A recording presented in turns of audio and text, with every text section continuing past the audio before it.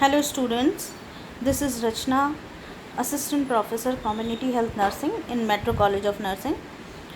So we were discussing about health assessment in last 3 lectures. तो हमने देखा पहले हेल्थ असेसमेंट इन जनरल कैसे होता है, बॉडी सिस्टम्स में कैसे कैसे करते हैं, head to toe physical examination कैसे करना है, कौन कौन से टाइप्स होते हैं, क्या टेक्निक्स होती हैं, क्या टूल्स होते हैं हेल्थ असेसमेंट के. ठीक है, अब हम देखेंगे कि अकॉर्डिंग टू एज, ठीक है, कैसे हेल्थ असेसमेंट करनी होती है. तो सबसे पहले हम इंट्रोडक्शन देखेंगे, चाइल्ड हेल्थ होती क्या है.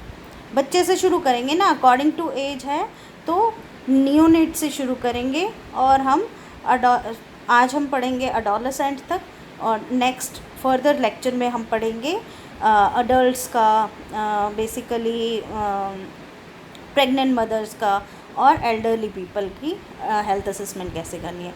तो अभी फ़िलहाल के लिए हम पढ़ते हैं चाइल्ड हेल्थ. चाइल्ड हेल्थ होती क्या है. चाइल्ड हेल्थ जो है क्लोजली रिलेटेड है ग्रोथ और डेवलपमेंट से, कि चाइल्ड की ग्रोथ कैसी हो रही है, उसकी डेवलपमेंट कैसी हो रही है, तो उसके रिगार्डिंग होती है हमारी चाइल्ड हेल्थ, उससे मापी जाती है. उसके बाद child health is directly proportional to the growth and development. जितनी अच्छी आपकी बच्चे की जो ग्रोथ और डेवलपमेंट होगी, उतनी ही बेहतर आप जो बच्चे की हेल्थ होगी. ठीक है, या फिर जितनी अच्छी हेल्थ हम अच्छी चाइल्ड हेल्थ हम कब कंसिडर करेंगे, जब ग्रोथ और डेवलपमेंट सही ढंग से बच्चे की हो रही होती है. तो डायरेक्टली प्रोपोर्शनल है, डायरेक्टली डिपेंडेंट है चाइल्ड हेल्थ ग्रोथ और डेवलपमेंट पे. फिर है child health is the responsibility of every adult. हर एक अडल्ट की रिस्पॉन्सिबिलिटी होती है कि हर एक बच्चे को अच्छी चाइल्ड हेल्थ मिले. ठीक है, तो अडल्ट कौन होते हैं, 18 साल से ऊपर के जितने भी लोग होते हैं वो अडल्ट होते हैं. उसके बाद है needs to be assessed frequently to avoid pitfalls. Pitfalls मतलब गड्ढे. ठीक है, मतलब कोई रुकावट, कोई हर्डल, कोई भी रुकावट या कोई भी कमी, ठीक है, उसको अवॉइड करने के लिए, या कोई भी डिज़ीज़ है उसको अवॉइड करने के लिए हमें जो चाइल्ड हेल्थ है उसकी असेसमेंट टाइम टू टाइम जो है जल्दी चाइल्ड हेल्थ असेसमेंट करानी चाहिए फ्रिक्वेंटली. तो a healthy child will grow to be a healthy adult, क्योंकि एक जो हेल्दी चाइल्ड होता है वही बड़ा होके एक हेल्दी अडल्ट बनता है. ठीक है, उसके बाद है stages of growth in children. कौन कौन से स्टेजेस हैं ग्रोथ के चिल्ड्रन में. ये बेसिकली जब ब्रॉड लेवल पे देखा जाए तो ये 4 लेवल्स में, 4 स्टेजेस में डिवाइडेड होते हैं. एक होती है इन्फेंसी स्टेज, एक अर्ली चाइल्डहुड, एक मिडिल चाइल्डहुड और एक late childhood. Infancy further divide होती है 2 स्टेजेस में. नियोनेट होता है और एक इन्फेंट होता है. ठीक है, इन्फेंसी पीरियड वैसे तो हम बर्थ से 12 मंथ्स जो है अगर इन्फेंसी स्टेज देखी जाए, लेकिन नियोनेट जो होता है 0 मतलब जब पैदा हुआ है बच्चा, जिस दिन पैदा हुआ, birth of a child, 0 day से लेके 28 डेज़ तक जो है नियोनेट उसको बोलते हैं. उसके बाद इन्फेंट किसे बोलते हैं, 1 महीने से 12 महीने के बच्चे को इन्फेंट बोलते हैं. अर्ली चाइल्डहुड को भी हमने फर्दर 2 में डिवाइड किया है. अर्ली चाइल्डहुड हमारा 1 से 6 साल का होता है, उसमें 2 डिवीज़न हैं. टॉडलर, 1 से 3 साल के बच्चे को टॉडलर बोलेंगे और 3 से 6 साल के बच्चे को प्री स्कूलर बोलेंगे. ठीक है, उसके बाद मिडिल स्कूल चाइल्डहुड या स्कूल एज चिल्ड्रन किसे बोलते हैं, 6 साल से 12 साल के बच्चे को स्कूल एज चिल्ड्रन बोलते हैं. लेट चाइल्डहुड भी फिर 2 में डिवाइडेड होता है. एक प्री प्यूबर्टल एज होती है, एक एडोलेसेंट एज होती है. तो लेट चाइल्डहुड हमारा 11 से लेके 19 साल तक होता है. लेट चाइल्डहुड में 2 स्टेजेस हैं. प्री प्यूबर्टल यानी प्यूबर्टी से पहले, प्यूबर्टी आती है 10 साल या 13 साल के बीच में. ठीक है, तो प्यूबर्टी आती है 13 साल के बाद, तो 13 साल से शुरू होती है.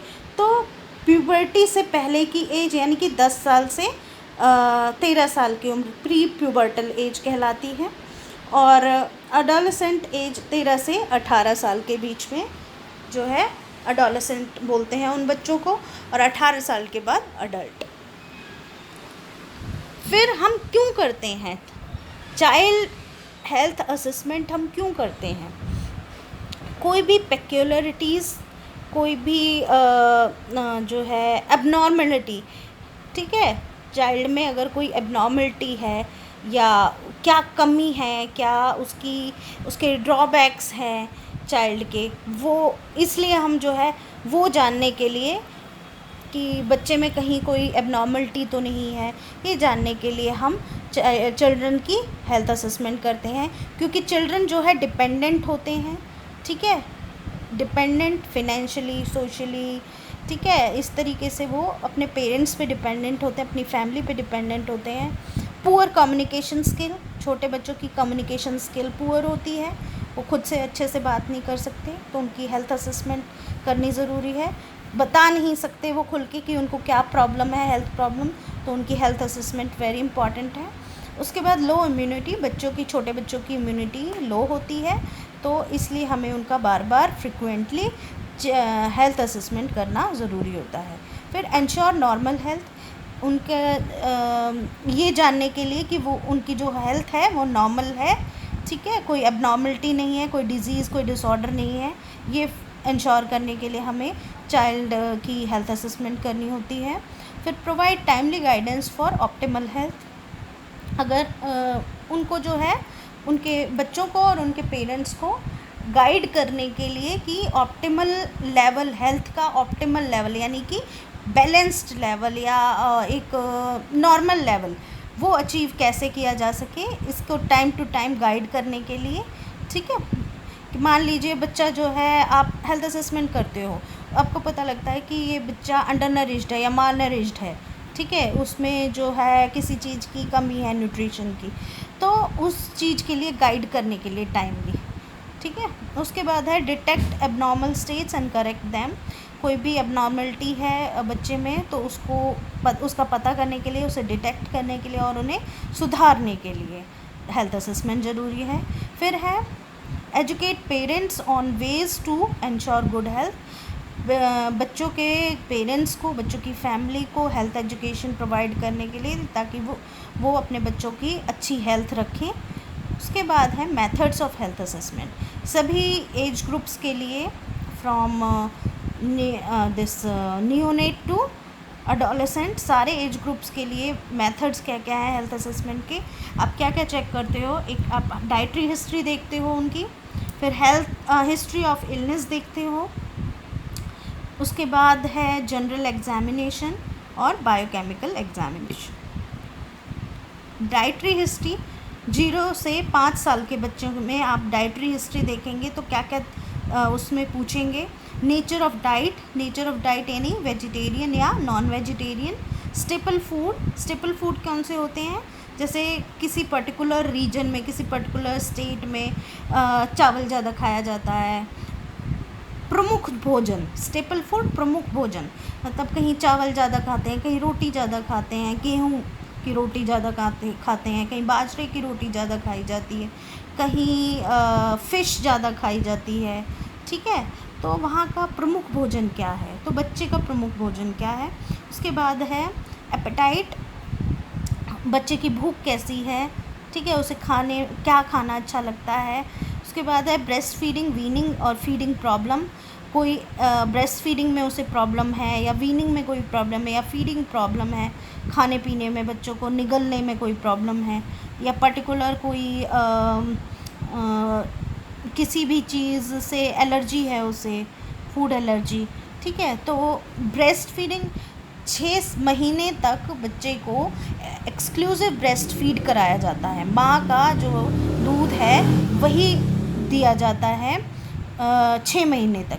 6 महीने के बाद धीरे धीरे माँ के दूध के साथ साथ उसे कुछ दूसरी चीज़ें भी दी जाती है खाने पीने की, जैसे दाल हो गई, दाल का पानी हो गया, सूप हो गया, दलिया हो गया, खिचड़ी हो गई, मैश्ड पोटैटो हो गए, कर्ड हो गई, ठीक है, और मैश्ड एग हो गए, ठीक है। ऐसी जो है चीज़ें वो उनको खिलाई जाती हैं धीरे धीरे, उसको कहते हैं वीनिंग, मतलब दूध कम दूध, जितना दूध उसे दिया जा रहा था माँ का दूध, उसे धीरे धीरे कम करते हुए और खाने पीने की जो दूसरी चीज़ें हैं वो उसके डाइट में ऐड कर दी जाती हैं, उसको हम वीनिंग कहते हैं। फिर है फीडिंग प्रॉब्लम, फीडिंग से रिलेटेड कोई उसको खाने पीने में कोई दिक्कत आ रही हो, तो ऐसी प्रॉब्लम को रूल आउट करने के लिए, पता करने के लिए उससे पूछा जाता है, क्वेश्चन किए जाते हैं। उसके बाद है विटामिन और मिनरल सप्लीमेंट्स, बच्चा कौन कौन से ले रहा है या नहीं ले रहा है। फूड एलर्जी तो नहीं है बच्चे को किसी तरह की, जैसे किसी किसी बच्चे को लैक्टोज इंटॉलरेंस होता है। लैक्टोज इंटॉलरेंस का मतलब है कि एक जो लैक्टोज होता है ना, एक पर्टिकुलर टाइप का ग्लूकोज होता है, ठीक है, जो डाइटरी प्रोडक्ट्स में देखने को मिलता है। तो डाइटरी प्रोडक्ट्स से जिनको एलर्जी होती है उसको कहते हैं लैक्टोज, वो डाइजेस्ट नहीं हो पाता डाइटरी प्रोडक्ट्स, जैसे दूध हो गया, ये डेयरी प्रोडक्ट्स, डाइटरी नहीं, डेयरी प्रोडक्ट्स जो हो गए आपके, तो जैसे कि भैंस या गाय का दूध हो गया, दही हो गया, ये चीज़ें उनसे डाइजेस्ट नहीं होती है, तो लैक्टोज इंटॉलरेंस जो है कई बच्चों में देखने को मिलता है। और कई लोगों को होती है ग्लूटेन से एनर्जी होती है, ग्लूटेन फ्री खाना वो खाते हैं, ठीक है, ग्लूटेन एक टाइप का प्रोटीन होता है, उससे एलर्जी होती है कई लोगों को। उसके बाद है बर्थ वेट चेक करना, रीसेंट वेट लॉस हुआ है तो कोई वो पता करना, ठीक है। वेज गार्डन, अगर घर में ही कोई वेजिटेबल का गार्डन है या पोल्ट्री फार्म है या कैटल रखे हुए हैं घर में, तो वहाँ उन चीज़ों का यूटिलाइज़ बच्चों के लिए करते हैं या नहीं करते हैं, ठीक है। तो खाने पीने की चीज़ों का, ये चीज़ों की हिस्ट्री हमें लेनी है। उसके बाद है history of illness. History of illness में हम चेक करेंगे कि किसी तरह का कोई इन्फेक्शन तो नहीं है बच्चे को, कोई इन्फेस्टेशन तो नहीं है। इन्फेस्टेशन का मतलब है कि कोई पर्टिकुलर इंसेक्ट या कोई पर्टिकुलर पैरासाइट या कोई पर्टिकुलर माइक्रो ऑर्गेनिज़म्स या ऑर्गेनिज़म्स हमारे ह्यूमन बॉडी पे पैरासाइट बन के रह रहे हैं। पैरासाइट मतलब वो हमसे ही अपना खाना लेते हैं। फॉर एग्ज़ाम्पल जुएँ हो जाती हैं, जो सिर में जुएँ होना, वो जुएँ जो हैं उसको लाइस इन्फेस्टेशन बोला गया है, ठीक है। वो हमारे बॉडी के न्यूट्रिशन पे डिपेंड करती हैं, वहीं से खाना पीना लेती हैं अपना, ठीक है। तो ये हो गया इन्फेस्टेशन। उसके बाद है इम्यूनाइजेशन स्टेटस। उनका इम्यूनाइजेशन स्टेटस चेक करना है कि जितने भी वैक्सीन प्रिवेंटेबल डिजीज़ हैं, VPD मतलब वैक्सीन प्रिवेंटेबल डिजीज़, उनके लिए उनका इम्यूनाइजेशन अकॉर्डिंग टू एज जो इतना भी होना चाहिए वो हुआ है या नहीं हुआ है। पर्सनल हाइजीनिक हैबिट्स, उनकी जो पर्सनल हाइजीन से रिलेटेड हैबिट्स हैं वो कैसी हैं। खाना खाने से पहले, खाना खाने के बाद हाथ धोता है बच्चा, नहीं धोता है। टॉयलेट जाने के बाद बच्चा हाथ धोता है, नहीं धोता है। तो ये सारी पर्सनल हाइजीनिक हैबिट्स, और डेली नहाता है, डेली ब्रश करता है, नहीं करता है, कितनी बार ब्रश करता है, ब्रश करने का तरीका कैसा है, तो ये सारी हैबिट्स हम उसकी चेक करेंगे। इमोशनल हेल्थ, उसकी इमोशनल हेल्थ चेक करेंगे कि ओवर इमोशनल तो नहीं है, ठीक है, या जैसे सिचुएशन है, जैसी कंडीशन है, उस हिसाब से वो इमोशंस दिखाता है कि नहीं, कि गुस्से में है तो गुस्सा दिखाएगा, सैड है तो सैड होगा, रोएगा, ठीक है, खुश है तो हंसेगा। तो वेरियस इमोशंस जो है वो दिखाता है, नहीं दिखाता। उसकी इमोशनल हेल्थ चेक करेंगे। सोशल हेल्थ चेक करेंगे कि वह दूसरे बच्चों के साथ कितना सोशल है, ठीक है, अपने आस पड़ोस के बच्चों के साथ कैसे रहता है, डिस्ट्रक्टिव माइंड तो नहीं है कहीं उसका, वो दूसरों बच्चों के साथ ज़्यादा लड़ाई करता है, तोड़ता फोड़ता है दूसरों की चीज़ें, उसे अच्छा लगता है ऐसा करने में, तो किस तरह का सोशली वह बिहेव करता है, ठीक है। कई बच्चे होते हैं कि डिस्ट्रक्टिव माइंड होते हैं, किसी एनिमल को छेड़ दिया, मार दिया, किसी बच्चे को मार के भाग गए, किसी के खिड़की का शीशा तोड़ दिया, ठीक है, तो कई चीज़ें ख़राब कर देनी, तोड़ देनी, ठीक है। और कई बच्चे होते हैं बिल्कुल शांत काम नेचर के, तो उसकी सोशल बिहेवियर, उसकी सोशल हेल्थ चेक करनी है। उसके बाद असेस टू पब्लिक फैसिलिटी, जहाँ बच्चा रहता है उसके आसपास पब्लिक फैसिलिटी उसको क्या मिलती है। पोर्टेबल वाटर, पीने का पानी कहाँ से आता है, कौन सा पीने का पानी कौन सा यूज़ करता है बच्चा, वेस्ट डिस्पोजल उनका कहाँ होता है, और मेडिकल फैसिलिटी उनके आसपास कौन कौन सी हैं। उसके बाद है जनरल एग्जामिनेशन। जनरल एग्जामिनेशन में हम ये सारी चीज़ें देखेंगे, क्या क्या, general physical examination, nutritional anthropometry, neuromuscular control, assessment of tissue growth, bone age, dental age, biochemical and histological means, psychological test. एक एक करके हम चेक करेंगे क्या क्या होते हैं। जनरल फिजिकल एग्जामिनेशन में हम जनरल कंडीशन देखेंगे, उसमें हम अपीयरेंस, बच्चा दिखता कैसा है, उसकी एक्टिविटी कैसी है, ठीक है, एक्टिव है, लिथार्जिक है, कैसा है वो, स्टेचर, उसका बैठने का ढंग कैसा है, उसका खड़े होने का ढंग कैसा है, वो चलता कैसे है, ठीक है, स्ट्रेचर कैसा है उसका ढांचा कैसा है। उसके बाद है फेस की अपीयरेंस कैसी है, उसका चेहरा कैसा दिख रहा है, उसके कलर, चेहरे का कलर, ठीक है, उसकी बनावट। उसके बाद है आइज़, उसकी आंखें चेक करनी है कि कैसी दिख रही हैं। Lips, oral cavity, glands and lymph nodes check करने हैं। स्किन का कलर चेक करना है।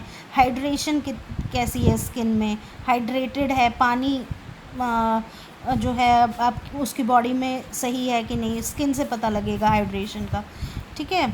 उसके बाद है रैशेस, जब डिहाइड्रेशन हो जाती है तो हमारी जो स्किन है वो सनकन ऐसे मुरझाई हुई सी हो जाती है, तो हाइड्रेशन प्रॉपर है कि नहीं स्किन में वो चेक करना है। रैशेस चेक करना है, किसी तरह का कोई रैशेस तो नहीं है। अडीमा चेक करना है, अडीमा मैंने आपको बताया था जब कोई फ्लूइड एक्यूमुलेट हो जाता है टिश्यूज़ में, उसको अडीमा कहते हैं। फिर है सिस्टमिक, यानी बॉडी सिस्टम्स के अकॉर्डिंग हम उसका फिज़िकल एग्जामिनेशन करेंगे। इसमें cardiovascular system, various body system, जितने भी बॉडी सिस्टम हैं वो हम चेक करेंगे।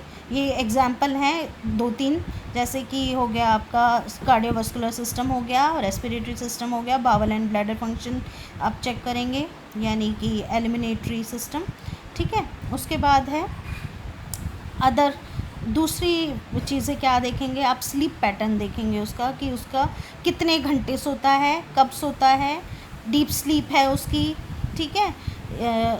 उसके बाद है प्ले, कि वो क्या क्या इंडोर गेम्स खेलना पसंद करता है, आउटडोर गेम्स खेलना पसंद करता है, कौन से गेम्स में इंटरेस्ट है उसे, ठीक है, कितनी देर खेलता है, खेलता ज़्यादा है, पढ़ता ज़्यादा है, ठीक है, इंटरेस्ट क्या है उसके।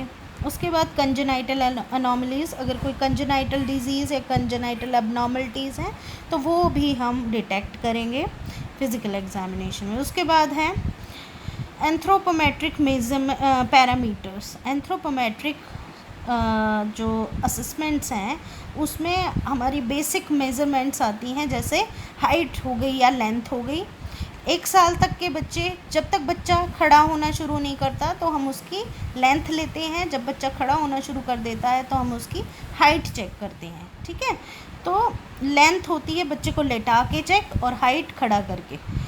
तो हाइट चेक करेंगे या लेंथ चेक करेंगे, वेट चेक करेंगे, सर्कमफेरेंसेस चेक करेंगे। सर्कमफेरेंसेस में आपकी ऑक्सीपिटोफ्रंटल सर्कमफेरेंस आ जाएगी, और वेस्ट सर्कमफेरेंस आ जाएगी, हिप सर्कमफेरेंस आ जाएगी, और मिड आर्म सर्कमफेरेंस आ जाएगी, ठीक है। फिर हम स्किन फोल्ड थिकनेस चेक करेंगे। स्किन फोल्ड थिकनेस चेक करते हैं हम बॉडी फैट चेक करने के लिए। स्किन फोल्ड थिकनेस में आपकी 4 साइड्स होती हैं, इसमें ट्राइसेप, बाइसेप और स्कैपुला के नीचे जो है रीजन, वहाँ वाली साइड पे आप चेक कर सकते हैं, और एक आप जो है बैक पे चेक कर सकते हैं, हिप से थोड़ा ऊपर जो है वो वाली साइड पे चेक कर सकते हैं। फिर आप बॉडी मास इंडेक्स यानी कि BMI भी चेक करेंगे एंथ्रोपोमेट्रिक मेजरमेंट्स में। तो कौन कौन सी चीज़ें आ गई, हाइट, वेट, सर्कमफेरेंसेस, BMI और स्किन फोल्ड थिकनेस, ये सारी चीज़ें आप जो है एंथ्रोपोमेट्रिक मेजरमेंट्स में चेक करेंगे। कैसे चेक की जाती हैं, वेट कैसे चेक करेंगे, कि सबसे पहले तो जो जैसे इन्फेंट तक है, 1 साल तक के बच्चे हैं, उनके क्लॉथ्स रिमूव कर देंगे। उसको कैलिब्रेटेड स्केल पे लेटा देंगे। कैलिब्रेटेड स्केल पे पहले कोई न्यूज़पेपर रखना है या कोई बहुत पतला सा कपड़ा या शीट रखनी है, ठीक है, ताकि उसका ज़्यादा वेट उसमें ना आ सके। उसके बाद हम बेबी को उस पर लेटा देंगे और उसके मेज़रमेंट ले लेंगे 2 डेसिमल प्लेसेस तक। इन 2 डेसिमल प्लेसेस का मतलब है, जैसे फॉर एग्ज़ाम्पल बेबी का वेट आया है 4.25, तो हम उस 4.25 केजी लिखेंगे, ना कि 4.2 केजी, ठीक है। 2 डेसिमल लेने, हमें पॉइंट्स के बाद के 2 डेसिमल्स लेने हैं। उसके बाद है हाइट चेक करेंगे हम। इन्फेंट्स के लिए इन्फेंटोमीटर यूज़ किया जाता है, और उससे बड़े बच्चों के लिए जो है हम मेज़रिंग टेप भी यूज़ कर सकते हैं।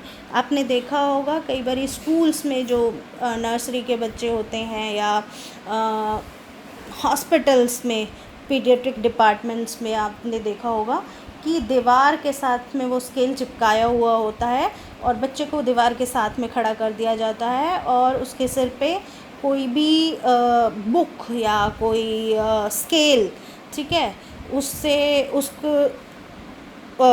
उसके सिर पे रख के जो है स्ट्रेट, और वो लेंथ मेज़र कर ली जाती है कि कितनी उस स्केल पे रिकॉर्ड हुई है, ठीक है। और इन्फेंट के केसेस में इन्फेंटोमीटर यूज़ किया जाता है। बेबी को किसी भी सरफेस से उसका सिर लगा के और उसको लेटा दिया जाता है, और बेबी को फुली एक्सटेंड पोजीशन में रखा जाता है, मतलब कि उसके पैर सीधे कर दिए जाते हैं घुटने से, और जो हील्स हैं बेबी की, जो एड़ियाँ हैं, वो 90 डिग्री की पोजीशन में होंगी, और मेज़रमेंट ले ली जाती है 0.1 सेंटीमीटर तक उसकी मेज़रमेंट ले ली जाती है। उसके बाद ऑक्सीपिटो-फ्रंटल सर्कमफेरेंस कैसे ली जाती है? ये मेज़र किया जाता है ऑक्सीपिटल रीजन से फ्रंटल रीजन, यानी फॉरहेड तक जो है आपका, सामने मिड फॉरहेड तक आपका जो है टेप से मेज़र कर लिया जाता है। ये देखिए, ये डायग्राम से आपको सारा पता लगेगा कि कैसे कैसे हेड सर्कमफेरेंस लिया जाता है। ऑक्सीपिटल रीजन यानी जो बैक वाला, जो गर्दन से ऊपर का जो रीजन है वहाँ से, और ईयर के ऊपर से और फॉरहेड तक जो है हेड सर्कमफेरेंस ली जाती है। चेस्ट सर्कमफेरेंस भी आप इस तरीके से लेंगे, और एब्डोमिनल सर्कमफेरेंस आप यहाँ इस रीजन में, जो आपकी अम्बलाइकस होती है उसके ऊपर से जो है आप लेंगे। उसके बाद आता है हमारा mid upper arm circumference, MUAC, या इसको हम मिड आर्म सर्कमफेरेंस MAC भी कहते हैं। तो इसके लिए 2 तरह के टेस्ट होते हैं, एक बेंगल टेस्ट होता है, एक शाकर टेप होती है। बेंगल टेस्ट हम कैसे करते हैं? एक चूड़ी होती है, चूड़ी का डायमीटर होता है 4 सेंटीमीटर, ठीक है। 4 सेंटीमीटर डायमीटर का क्या मतलब हुआ कि जब जैसे कोई चूड़ी है, हम उसको किसी टेबल पे रखेंगे और उसका इमेजिनरी सेंटर पॉइंट देखेंगे कि उसका मिड पॉइंट कौन सा है, ठीक है। उस मिड पॉइंट से और चूड़ी तक का डिस्टेंस एक साइड का हम मेज़र कर लेंगे कि कितना है, ठीक है। वो हो गया हमारा रेडियस, उस मिड पॉइंट से और एक साइड का चूड़ी तक का डिस्टेंस, वो हो गया हमारा रेडियस। रेडियस को जब हम डबल कर देते हैं तो बन जाएगा डायामीटर, ठीक है। मतलब वो उस मिड पॉइंट से राइट साइड चूड़ी तक का डिस्टेंस और मिड पॉइंट से लेफ़्ट साइड तक का चूड़ी तक का डिस्टेंस, उसको सारे को मिला के बोलते हैं हम डायमीटर, और उसका आधा यानी कि मिड पॉइंट से और चूड़ी तक का डिस्टेंस, उसको बोलेंगे हम रेडियस। तो उस चूड़ी का डायमीटर होगा 4 सेंटीमीटर। हम उसे बच्चे की बाजू में डालेंगे। अगर वो बच्चे की कोहनी से ऊपर चली जाती है वो चूड़ी, ठीक है, तो उसका मतलब है कि बच्चा मालनरिश्ड है, मतलब उसका जो अपर आर्म सर्कमफेरेंस है वो 12.5 सेंटीमीटर से कम है, ठीक है। दूसरा जो स्केल यूज़ करते हैं वो है शाकर टेप। शाकर टेप एक जैसे इंची टेप तरीके का ही टेप होता है। इंची टेप जितना लंबा नहीं होता है, उसमें 3 तरह की कलर कोडिंग होती है, रेड, येलो और ग्रीन। रेड जो होता है उसमें 0 सेंटीमीटर से 12.5 सेंटीमीटर तक की मेज़रमेंट्स होती हैं, मतलब जो वैल्यू डली होगी 0 सेंटीमीटर से लेके 12.5 सेंटीमीटर तक वो पूरा टेप 12.5 सेंटीमीटर तक रेड कलर का होगा। उसके बाद 12.5 सेंटीमीटर से 13.5 सेंटीमीटर तक का टेप येलो कलर का होगा। 13.5 सेंटीमीटर से बाकी बचा हुआ जो टेप होगा वो ग्रीन कलर का होगा। अब हम उसकी बाजू में जो है, अब देखेंगे हम नेक्स्ट स्लाइड में कि किस तरह से कहाँ पे रख के मेज़र करना है हमें उस शार्कर टेप को। हम बच्चे की जो कोहनी है वो 90 डिग्री पे मुड़वाएंगे, बेंड करवाएंगे। और बेसिकली हम ये नॉन डोमिनेंट हैंड में करते हैं। नॉन डोमिनेंट आर्म या नॉन डोमिनेंट हैंड, मतलब अगर बच्चा दाएं हाथ से, राइट हैंड से काम करता है तो हम उसके मेज़रमेंट बाएं हाथ में करेंगे। अगर बाएं हाथ से काम करने वाला बच्चा है तो हम उसकी मेज़रमेंट दाएं हाथ में करेंगे। तो हमने जो है कोहनी से 90 डिग्री पे मुड़ा देना है, जैसे ये कोहनी से हाथ मुड़ा हुआ है इसका। उसके बाद हमने मेज़र करना है डिस्टेंस शोल्डर का, जो एक्रोमियन प्रोसेस है, जो बोनी जो ये किनारा है, ठीक है, यहाँ से लेके और कोहनी तक का किनारा, ठीक है, ये मेज़र करना है। उसका जो मिड पॉइंट आएगा बस हमने वहीं पे अपना जो शार्कर टेप है वहाँ पे उसको उसकी जो सरकमफेरेंस है बाजू की, वहाँ से मेज़र करनी है, ठीक है। ये आपका शार्कर टेप हो गया, जो ये साइड में दिख रहा है आपका ग्रीन, रेड और येलो कलर का।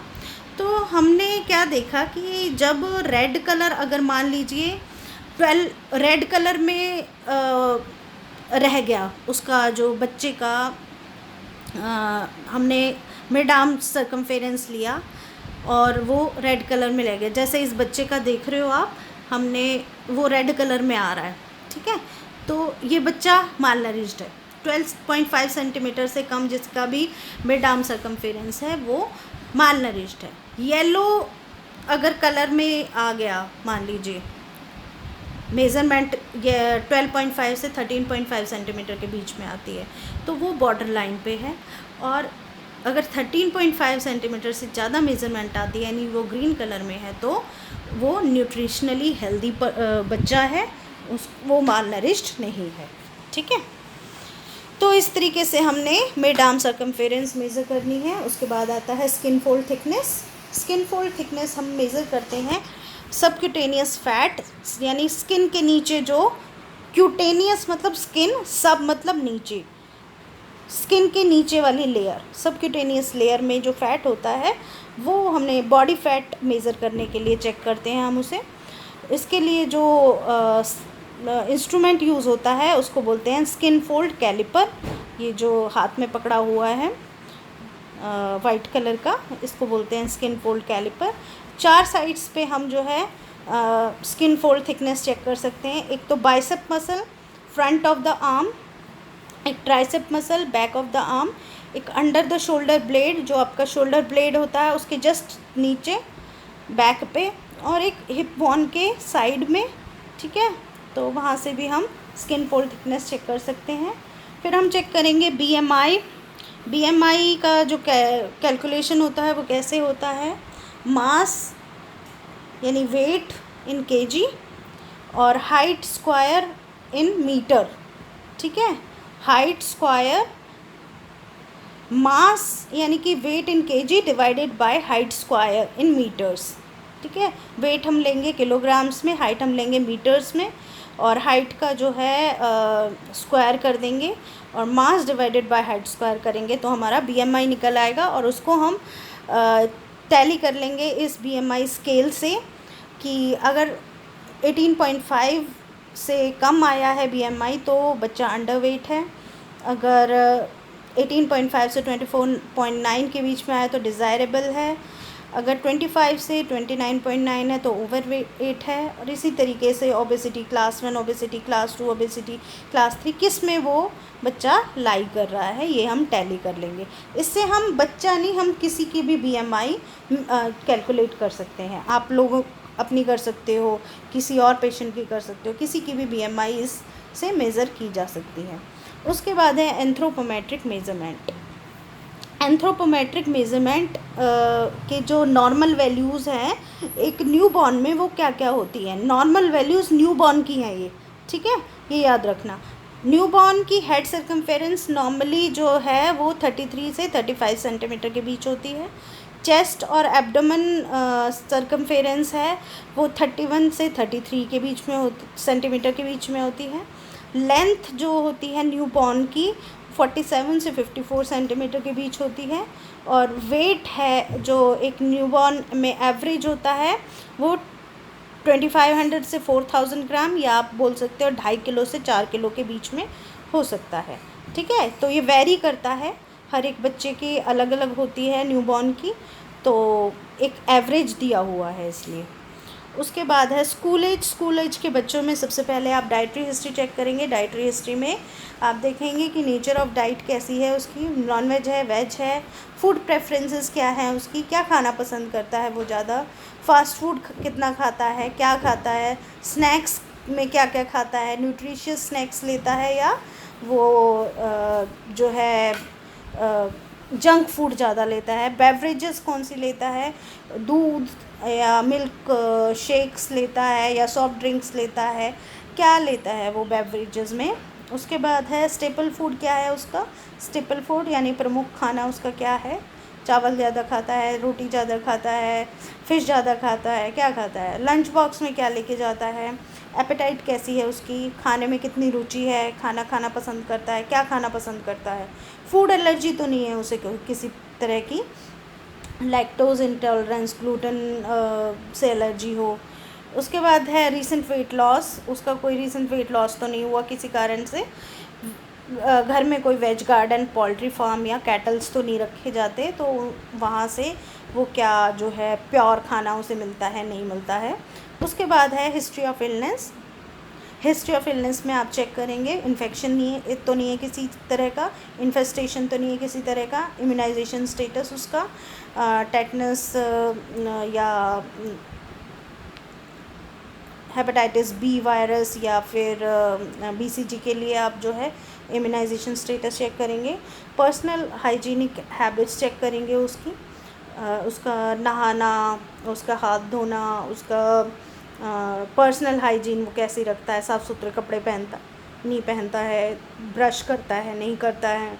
इमोशनल हेल्थ उसकी चेक करेंगे, सोशल हेल्थ उसकी चेक करेंगे, असिस्ट टू सिविक एम्यूनिटीज़ यानी पब्लिक फैसिलिटी कौन कौन सी है उसकी, कि पीने का पानी कहाँ से आता है, वेस्ट डिस्पोजल कहाँ होता है, मेडिकल फैसिलिटी आसपास कौन सी हैं, कितनी दूर हैं। उसके बाद है जनरल एग्जामिनेशन, जिसमें general physical examination, nutritional anthropometry, neuromuscular control, assessment of tissue growth, biochemical and histological means और psychological test. General physical examination same है जो मैंने आपको पहले बताया है।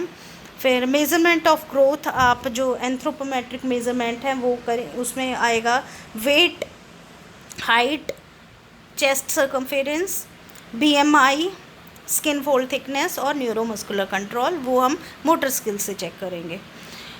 उसके बाद अडोलेसेंट एज में, अडोलेसेंस का आप डाइटरी हिस्ट्री लेंगे, वही सेम चीज़ें आएगा, nature of diet, staple food, appetite, anorexia nervosa और ओबेसिटी। एनोरेक्सिया नर्वोसा मतलब कि आप खाना बंद कर देते हो, जानबूझ के खाना बंद कर देते हो, फिर धीरे धीरे आपकी भूख ख़त्म हो जाती है, आप पतले होने, आपको एंग्जाइटी होती है कि कहीं आप मोटे ना हो जाओ, इस वजह से आप खाना छोड़ देते हो, वो होता है एनोरेक्सिया नर्वोसा। उसके बाद है ओबेसिटी। ओबेसिटी अगर बहुत ज़्यादा खाना खाते हैं तो उससे ओबेसिटी हो जाती है एडोलेसेंट एज में, या बहुत जंक फूड खाने से भी जो है ओबेसिटी के चांसेस होते हैं। उसके बाद है फूड एलर्जी तो नहीं है किसी तरह की, रीसेंट वेट लॉस तो नहीं हुआ है, वेज गार्डन, पोल्ट्री फार्म से कैटल तो नहीं रखे जाते घर में, तो ये सारी चीज़ें आप डाइटरी हिस्ट्री में पूछोगे। उसके बाद history of illness. History of illness में अगेन सेम चीज़ें हैं, थोड़ी सी डिफरेंट है इसमें, इन्फेक्शन तो नहीं है किसी तरह का, इन्फेस्टेशन तो नहीं है किसी तरह का, इम्यूनाइजेशन स्टेटस चेक करेंगे उसका, गायनेकोलॉजिकल हेल्थ चेक करेंगे उसकी, अगर लड़की है तो गायनेकोलॉजिकल हेल्थ चेक करेंगे फीमेल एडोलेसेंट की केस में, और यूरोलॉजिकल हेल्थ चेक करेंगे एक एडोलेसेंट की, कि यूरिन पास आउट करने में और जो कोई दिक्कत तो नहीं होती है। ठीक है, स्टडी ऑफ इसमें यूरोलॉजिकल में आपकी किडनी भी आ जाएगी, आपका यूरेटर्स भी आ जाएंगे, आपका यूरिनरी ब्लैडर भी आ जाएगा, ठीक है। ये सारी चीज़ें यूरोलॉजिकल हेल्थ में चेक होंगी। उसके बाद है पर्सनल हाइजीनिक हैबिट्स, उसकी चेक करेंगे। इमोशनल हेल्थ उसकी चेक करेंगे। हर एक एज में इमोशनल हेल्थ अलग अलग होती है। इमोशनल मतलब बच्चे का जो एक अडोलेसेंट है, ठीक है, एडोलेसेंट में एज में आके उसका ज़्यादा अटैचमेंट अपने पीयर ग्रुप के साथ हो जाता है। पीयर ग्रुप मतलब फ्रेंड सर्कल, ठीक है। जो अपने फ्रेंड्स हैं वो अपने पेरेंट्स से भी ज़्यादा बच्चा उनके इफ़ेक्ट में आ जाता है। तो उस तरह उस एज में आके इमोशनल अटैचमेंट चेंज हो जाती है, इमोशनल हेल्थ भी चेंज हो जाती है। तो आप हर एक एज के अकॉर्डिंग इमोशनल हेल्थ चेक करेंगे। उसके बाद है सोशल हेल्थ, बच्चों का किन के साथ सोशली उठना बैठना है, सोशल एक्टिविटीज़ क्या करते हैं वो, ठीक है, और सोशल बिहेवियर कैसा है बाहर, पड़ोसियों के साथ, रिलेटिव्स के साथ, अपने दोस्तों के साथ, अपने से बड़े लोगों के साथ, अपने से छोटे बच्चों के साथ, ठीक है। सोशल हेल्थ उनकी चेक करेंगे। उसके बाद एक्सेस टू सिविक एमिनिटीज़ मतलब पब्लिक फैसिलिटीज़ कौन कौन सी अवेल कर रहे हैं, कि पीने का पानी कहाँ से यूज़ करते हैं, वेस्ट डिस्पोजल कहाँ होता है उनका, और मेडिकल फैसिलिटी कौन कौन सी यूज़ करते हैं वो। उसके बाद जनरल एग्जामिनेशन में general physical examination, nutritional anthropometry, neuromuscular control, assessment of tissue growth, biochemical and histological means, psychological test. General physical examination, इसमें भी वही सेम आएगा आपका जो पहले मैं बता चुकी हूँ। उसके बाद मेजरमेंट ऑफ ग्रोथ में वेट, हाइट, चेस्ट सर्कमफेरेंस, ये एंथ्रोपोमेट्रिक मेजरमेंट है आपकी। तो वेट चेक करेंगे, हाइट चेक करेंगे, चेस्ट सर्कमफेरेंस चेक करेंगे, बीएमआई चेक करेंगे, स्किन फोल्ड थिकनेस चेक करेंगे और न्यूरोमस्कुलर कंट्रोल चेक करेंगे। उसके बाद बायोकेमिकल एग्जामिनेशन, ये सभी बच्चों के लिए है, न्यूनेट से लेके और अडोलेसेंट तक। क्या क्या चेक करेंगे, ब्लड एग्जामिनेशन होगा। ब्लड एग्जामिनेशन में कंप्लीट ब्लड काउंट आप देख सकते हैं, या आप एचबी चेक कर सकते हैं, पैक्ड सेल वॉल्यूम चेक कर सकते हैं, सीरम प्रोटीन चेक कर सकते हैं। पैक्ड सेल वॉल्यूम होता है कि ब्लड में जो ब्लड सेल्स हैं उनका वॉल्यूम कितना है, मतलब अगर 40% मान लीजिए पीसीवी है, पैक्ड सेल वॉल्यूम 40% है, तो बोलेंगे कि 1000 ml ब्लड में 1000 मिलीलीटर ब्लड अगर लिया है तो उसमें 40 ml ब्लड सेल्स हैं। Blood cells WBC, RBC, platelets, ठीक है, ये सारे ब्लड सेल्स हो गए। तो ब्लड में आप कंप्लीट ब्लड काउंट भी ले सकते हैं। यूरिन का रूटीन एग्जामिनेशन, स्टूल का रूटीन एग्जामिनेशन आप कराएंगे बायोकेमिकल एग्जामिनेशन में। फिर है साइकोलॉजिकल एग्जामिनेशन, इन्फेंट और टॉडलर का साइकोलॉजिकल एग्जामिनेशन होगा। तो उसमें हम कंपेयर करेंगे उनका जो IQ लेवल नॉर्मल चिल्ड्रन के साथ जो है कंपैरिजन करेंगे कि उनका जो साइकोलॉजिकल स्टेट है नॉर्मल बच्चों के कंपैरिजन में कैसी है, नॉर्मल से एवरेज से ज़्यादा है, एवरेज से कम है, IQ लेवल कितना है। उसके बाद IQ लेवल होता है इंटेलिजेंस कोशेंट लेवल। उसके बाद अगर कोई किसी तरह की कोई मेंटल डिसेबिलिटी या मेंटल हैंडीकैप्ड है बच्चा तो ये नोटिफाई कराएंगे, नोट डाउन करेंगे। उसके बाद प्री स्कूल के जो एज के बच्चे हैं उनका साइकोलॉजिकल एग्जामिनेशन में हम क्या क्या देखेंगे, उनका अडेप्टिव बिहेवियर। अडेप्टिव बिहेवियर में प्ले, क्लाइंबिंग, स्पीच और फीडिंग, ठीक है, वो खेलना मतलब कितनी जल्दी कोई भी गेम है उसे सीख रहे हैं, कैसा परफॉर्म कर रहे हैं उस गेम में, कैसे अडेप्ट कर रहे हैं उस कोई भी गेम को, ठीक है। क्लाइंबिंग, कितनी जल्दी वो जो है क्लाइंब करते हैं, ठीक है, कितनी जल्दी सीखते हैं क्लाइंब करना। स्पीच, उनका जो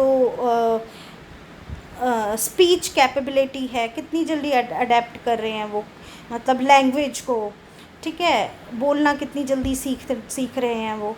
उसके बाद फीडिंग, खाना पीना, अपना जो खुद से खाना है, ठीक है, कुछ पीना है, ग्लास पकड़ना है, चम्मच यूज़ करनी है, ये कैसे कितनी जल्दी वो अडेप्ट कर रहे हैं, कितनी जल्दी सीख पा रहे हैं। विज़न में आप देखेंगे कि पोस्चर क्या है उनका, ठीक है, पोस्चर मतलब कैसे बैठते हैं, बैठने का तरीका, उनके लेटने का तरीका, उनके खड़े होने का तरीका, उनके भागने का तरीका, उनका वॉक करने का तरीका, देन प्ले, खेलने का तरीका, ठीक है। और वो दूसरों बच्चों के साथ कैसे टीम वर्क की तरह काम करते हैं, नहीं करते हैं, हेल्प करते हैं गेम्स के टाइम पे एक दूसरे की, नहीं करते हैं। मैनिपुलेशन विद टॉयज़, जो खिलौने हैं उनके साथ तोड़ मरोड़ कैसे करते हैं, ठीक है, उनको कुछ इनोवेटिव तरीके से यूज़ करते हैं, नहीं करते हैं। फॉर एग्ज़ाम्पल क्ले, जैसे जो एक क्ले होती है, एक मिट्टी होती है, मिट्टी से अलग तरह की जो है आकृति बनाई जाती है, छोटे बच्चों के लिए जो है वो किए जाते हैं ये गेम्स। तो वो क्या क्या बना सकता है, ठीक है। उसके बाद है परफॉर्मेंस उनकी देखेंगे कि वो कैसे परफॉर्म कर रहे हैं।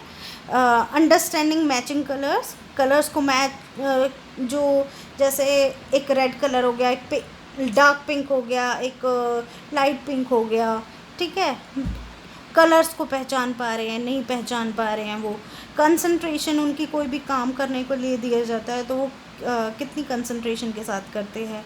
विजुअल एक्यूटी क्या है उनकी, कि वो जैसे फ्रूट्स हैं उनको देख के पहचान पाते, नहीं पहचान पाते, या कोई फ्लावर है उनको देख के पहचान पाते हैं, नहीं पहचान पाते।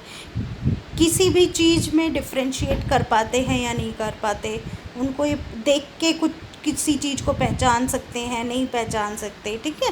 तो ये उनकी परफॉर्मेंस देखेंगे। फिर है comprehension of language, body parts, pictures, commands, उनकी जो लैंग्वेज है वो देखेंगे कि बॉडी पार्ट्स के नाम वो जानते हैं, नहीं जानते।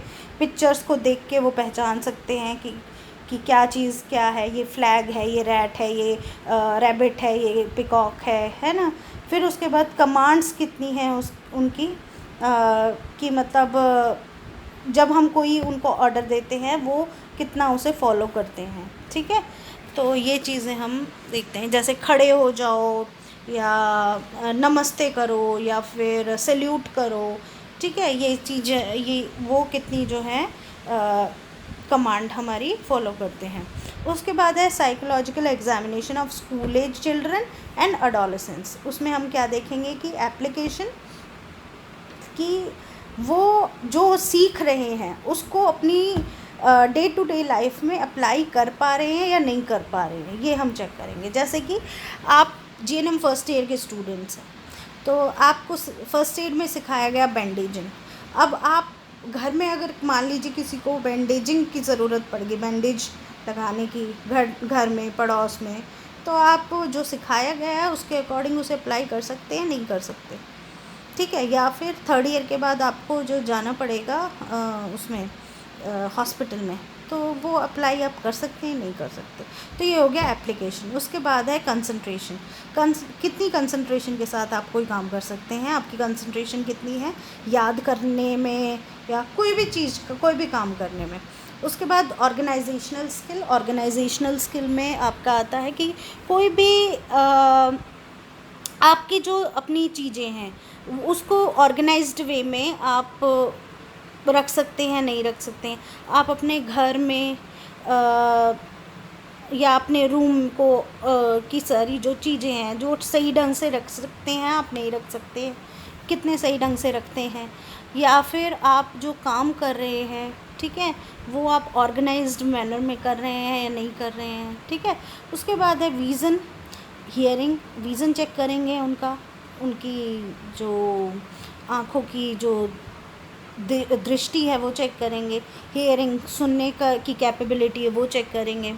आईक्यू टेस्ट आपने साइकोलॉजी में पढ़े होंगे, अलग अलग तरीके से जो है टेस्ट ये परफॉर्म किए जाते हैं। जैसे Stanford Binet intelligence test scale हो गया, वेशलर इंटेलिजेंस स्केल हो गया, गुड एनफ ड्राइमैन टेस्ट हो गया, डेनवर डेवलपमेंट स्क्रीनिंग टेस्ट हो गया। तो ये मैं फर्दर इसमें डिटेल में नहीं जाऊंगी।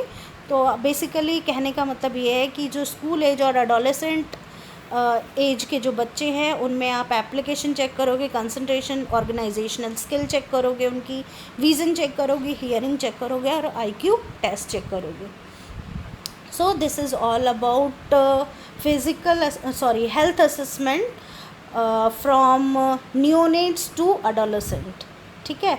तो एज के अकॉर्डिंग जो है हमने हर एक तरीके से कैसे क्या क्या हिस्ट्री, डाइटरी हिस्ट्री लेनी है। बेसिकली 4 चीज़ें देखनी है आपने, डाइटरी हिस्ट्री, और फिर आपकी हिस्ट्री ऑफ इलनेस, फिर जनरल एग्जामिनेशन, और फिर साइकोलॉजिकल एग्जामिनेशन, ठीक है, एंथ्रोपोमेट्रिक मेजरमेंट। तो ये चीज़ें आपकी हो गई। नेक्स्ट लेक्चर में हम देखेंगे health assessment of pregnant mother and health assessment of elderly people, तो ये देखेंगे हम। Thank you so much.